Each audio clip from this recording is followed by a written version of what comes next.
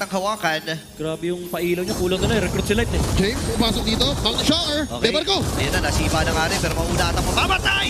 Ito si Super Yoshi ngayon, napaalam na rin si Ryota. Nagsata rin ang target si Ryzen. Nakuha na rin, the same with Haji. Kailangan with the double.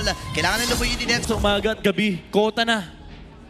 Hirap na ito. Ayan na, takbuhan na ata. Kasi Okay, kung sino yung nagamit. Ready ata sila, pero huliin si Super Prince. Ako ginamit lang kagad yung beacon. Medyo taliwa. Stun. Yung sipa niya doon. Pero sabi niya, sige, unahin na kagad natin si Super Yoshi. -1 at si Kera. Ang nakuha na, pero di pa tatapos ang bakbakan.